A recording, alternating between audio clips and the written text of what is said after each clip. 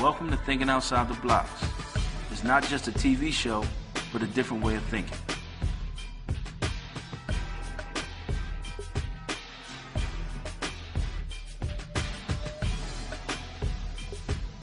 A way of thinking that leads us to be self-sufficient, self-reliant, and self-employed. Join us as we walk in the shoes of those who are paving their own way to success. You always hear of the glory of business success. Now we show you the story, Thinking Outside the Blox. Normally, on Thinking Outside the Blox, we reach into the minds of successful business owners. In this segment, we're doing things a little different. Today we examine a 40-year-old institution that specializes in training, educating, and molding future entrepreneurs in the technical trade arena. Join us as we take a look at the inner workings of Pennco Tech. We have the student come in and we have a career session to try to find out really what their desires and wants and needs are. This school's not right for everybody. Most of the students come here, they're not 100% sure what they want, but they all have a common thread that they have a need. Welcome to Thinking Outside the Blox. I'm Jamil Worthy. I'm joined here with Steve Tullio, Pennco Tech. Steve, welcome to the show. Thank you, Jamil. Since you have such a wide array of training services, was that the original mission when you guys started, or was that something that kind of gradually came about as the years went on? It definitely grew over the years. We started back in the 60s with our automotive courses. And as the demand of the public grew, our menu of courses grew. We moved into auto body, and then into heating and air conditioning. And then we moved into the true trades like electrician. And now we offer allied health, medical, and pharmacy tech. So, yes, we've grown for the needs and wants of the country.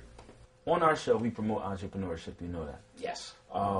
Do you have any students that actually come out and start business for themselves immediately, or do most of your students go in and work for other firms? Both. In some of the courses, we suggest that they work for some employers. They get their networking set up, they get their name out there, and they get some true exposure in the politics of the work world. On the other hand, we have some students that come out of some of the classes and start their own career immediately because they're designed for that. The heating and air conditioning course, you can leave the school and have your own business. The diesel course, you could leave here being fully knowledgeable, and again, if you have that entrepreneurial spirit, it'll allow that student to go out and start generating money on their own. For a person coming right off the street, they could come in, they learn residential wiring, we can go in and start doing side jobs immediately. So again, entrepreneurial guy, that's still in school, could still come in and be able to start making money immediately while they're here. Now, many of us, when we come from high school, the counselors, our parents, they say to us, go to college, get an education, get a great job. If we're going to be honest, we all know it doesn't always work that way. Sounds good. It doesn't always work out that way. Right. That being said, are there any local high schools or any counselors that you know of around that actually promote Pennco Tech as an option in high school? Right now we have a large high school campaign. We're very successful with it and very happy with its outcome. We have recruiters go to high schools, work with the guidance counselors, work with the co-op groups, work with students individually to see if this is a possibility for them. Okay. And at that point, we'll bring them and their families in. It's not always about the student, it's always sometimes about the family also. We're educating the student, but we're adding value to the family. We want the family to be behind this. For some families, this is the greatest opportunity or step that is happening to them. No, we're actually designed to get the student in, out, and working. It's anywhere between a year to about a year and a half is the normal stay here of a student. We do offer lifetime job placement assistance, so a student is never out of our school. As long as we're open and they have a desire to work, we'll always help them. When a student comes to Pennco Tech, do they have to know exactly what field they want to go into, or is there an interim period where they can come and kind of figure out what best suits them? We have the student come in and we have a career session to try to find out really what their desires and wants and needs are. This school's not right for everybody. Okay. Most of the students come here, they're not 100% sure what they want, but they all have a common thread that they have a need. That need is for a career. So we sit with a career counseling session to find out what is going to best suit that student and fill their needs and wants. Do other businesses come here to scout, or do you have relationships with existing businesses in the area where you can place students? All the above. We have a 40-year track record of success, so we've been dealing with these employers for 40 years and nurturing that relationship. Also, we have an entire department dedicated to placement, helping a student find the right employer. So we do have a program set up that is both, where we have career fair, where we're a forum for these companies, Okay. where we present our students so they can go to work, being taken by these employers. Also, we have a department and a program set up that we can go out searching for the right job for that student. But again, this isn't about a pretty diploma on the wall. This is about a paycheck. So this is education for employment. The diesel technology program has grown. The need for these technicians has exceeded our dreams in the sense that these people are coming right out of school and becoming immediately employable upon graduation. Okay. On the other side, you have the green technology, like heating and air conditioning electricians. This world's turning green, and the need for mechanics to service the needs are great, and we've been very successful with that. So green technology, heating and air, electrician, things of that nature, they're the sleeper courses. Okay. What type of training do you have in terms of the life skills aspect of moving on into the workforce? Some of the things you can't normally learn in the classroom. Do you have anything like that? Yeah, we believe all the courses have a little bit of that incorporated into the program. It makes a better, well-rounded student, which makes a better employee. Things is better, hygiene, grooming, appearance, social skills, interaction with other students and society in general. As much as they need to know their trade and their craft, they need to have how to be able to participate in the world also. So we do add in those life skills to make a well-rounded student and a better employee. The funny thing is, every once in a while a student knows that I was a former student myself, and they'll pull me to the side and say, Steve, how do I get the best job? How do I become that best student? Right. And it's no secret. It's the secret to life. It's what you put into it. Okay. It's your work ethic. For me, it was my attendance. Because if you show up every day, they can teach you. And if they can teach you, you will be successful. Okay. And there you have it. I'm Jamil Worthy with Steve Tullio. Jamil, thank you for having me. Thanks for being on the show. We're thinking outside the blocks. Hi, I'm Steve Tullio from Pennco Tech, and this is Thinking Outside the Blox. We would like to take a moment to recognize the contributions of the African American Chamber of Commerce of Pennsylvania, New Jersey, and Delaware for their support in advocating, developing, and promoting minority-owned businesses in both the public and private sectors.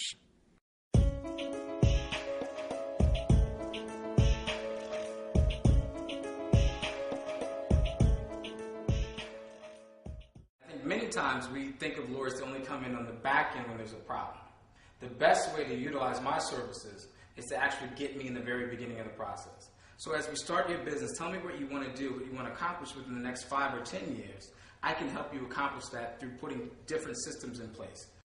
Welcome to Thinking Outside the Blocks. I'm Jamil Worthy. I'm joined here with attorney Richard Harris. Richard, hey, Jamil, welcome to the show. Thank you for having me. Thank you for coming on. Some of us may have seen Richard on Court TV. He's also been on Comcast, It's Your Call, as a legal analyst. Richard is joining us here today to talk to a lot of our entrepreneurs about how they will utilize legal services and how they can help their business. The first question I'm going to ask Rich is, in what situation do you think that a business owner should use an attorney? Well, I think any business owner always should have an attorney as an advisor. And there's certain aspects when you're starting a business that obviously you need to have your paperwork, your filings to incorporate. You need an operating agreement for your partners, for the people that are going to be working for you. You need employment agreements.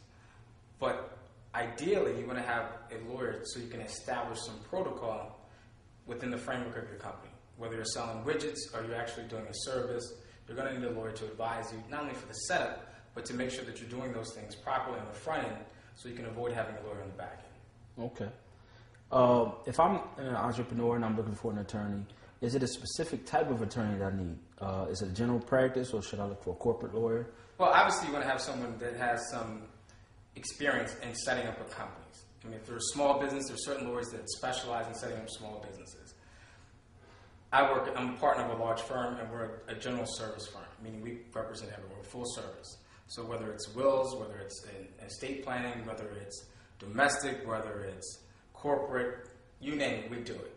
So ideally, you want to have someone that has, if he or she doesn't have the specialized expertise to set up your business or to help you with your business, that they have someone that has access to them within their organization. But there are a lot of, depending on your resources, you may want to have someone that specializes, and particularly for small business owners that are not cash sensitive, they're certainly going to have someone that's going to be more specialized so that they can get the most for their money. If a business owner is starting out with limited funds and they can't finance an attorney or retain one, what can they do to protect themselves at the outset? Well, I think, for the most part, if you're in business, you have to figure out, there's certain operational costs that you'll have. Now, there's a scale, obviously, of lawyers, and the range is significant. But the first thing that I would do, I would contact the Legal Referrals Network, or called the Legal Referral Service. In Philadelphia, we have the Philadelphia Bar Association that has the Legal Referral Services. By calling them, they're going to give you a list of lawyers that will give you a reduced rate. So most people will see that, particularly if you have a really good business, and the lawyers recognize that the business is going to be something that has a good business model, the people in the executive team are people that have good backgrounds that they believe that they can invest in, they'll not only do some work for them at a very reduced cost, they could particularly do it at pro bono. So you just never know. I would encourage all new business owners to make sure that they contact or reach out to someone. That person may be able to refer you to someone else who might be able to do something at a reduced cost.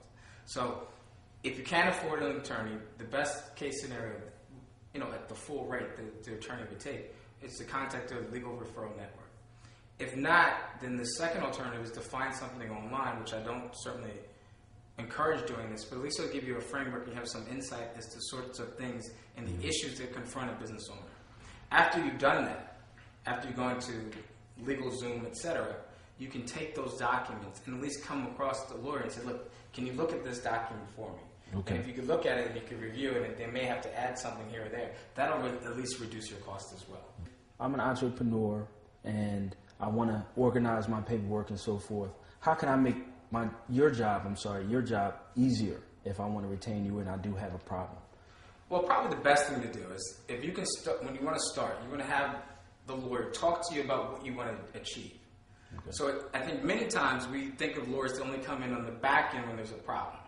The best way to utilize my services is to actually get me in the very beginning of the process. So as we start your business, tell me what you want to do, what you want to accomplish within the next 5 or 10 years. I can help you accomplish that through putting different systems in place. For example, the biggest issues that most small businesses confront is obviously capital, raising capital, and 2, employee issues. So if you can figure out come up with an employee handbook that is significant, that has the sort of language to protect your interests, and B, if you're someone that's cash-strapped, how do you have the relationships necessary so that you can have the financial vehicles so that you can move forward? Most small business owners don't do that. What they do is they'll have a problem with the vendor or a supplier while they're trying to conduct their business, and they get into a problem or a dispute, and then they have to contact me on the back end.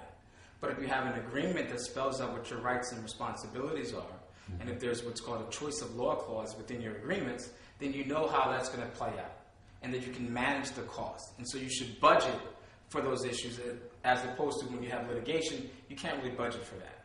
What is the one common thread that you see, or common mistake that you see a lot of business owners make, so that many of our entrepreneurs can avoid that? Because, again, we're talking about being small and not having the sort of capital to be able to manage their functions appropriately. Sometimes they make mistakes, whether it's in acquiring for loans, they may inflate their income, they may underestimate their income, they may not have tax returns that support their actual balance sheets.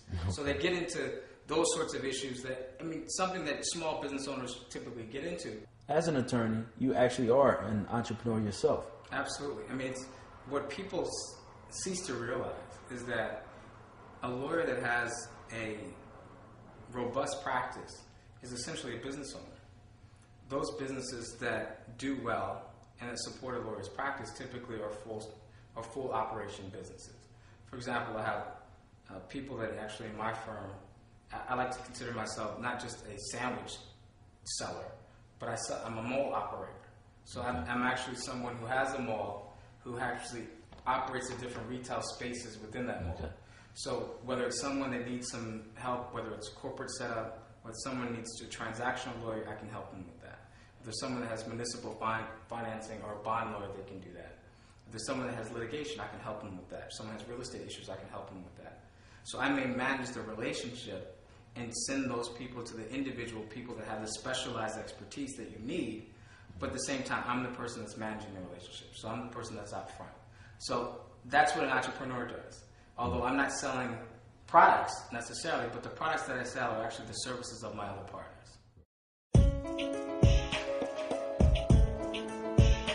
We would like to take a moment to recognize the contribution of Local 542 for providing opportunities for working men and women in the building and construction industry and educating workers on the benefits of union membership and collective bargaining for better work conditions.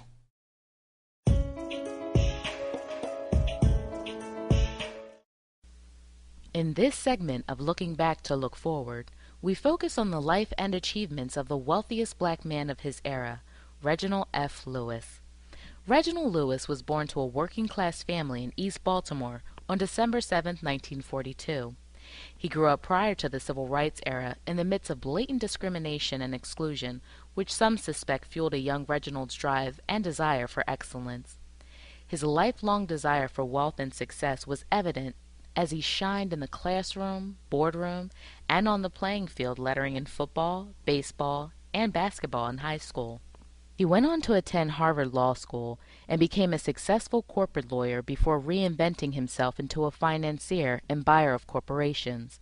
Known as a tough negotiator and brilliant business strategist, Lewis moved into an elite circle of Wall Street dealmakers and reigned over a commercial empire spanning 4 continents, making himself the wealthiest black man in history during that period.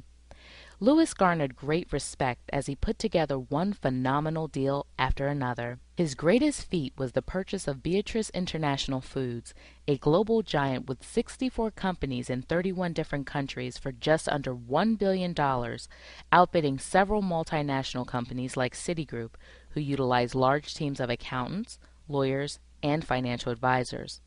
Reginald achieved his success utilizing both financial and legal savvy to achieve the most spectacular buyout of a company the size of Beatrice in an era of similar acquisitions. In Lewis, we recognize a man of boundless ambition and legendary work ethic who would not accept defeat of any kind as he overcame great obstacles time and time again. In January of 1993, at the young age of 50, Reginald Lewis died of brain cancer. He left behind a personal fortune estimated at $400 million and putting him on the list of the 400 wealthiest Americans. In his last years, Lewis gave away large amounts of money to various charities and causes for the betterment of society, and in him we find inspiration from a great man and pioneer. Today we honor Reginald F. Lewis.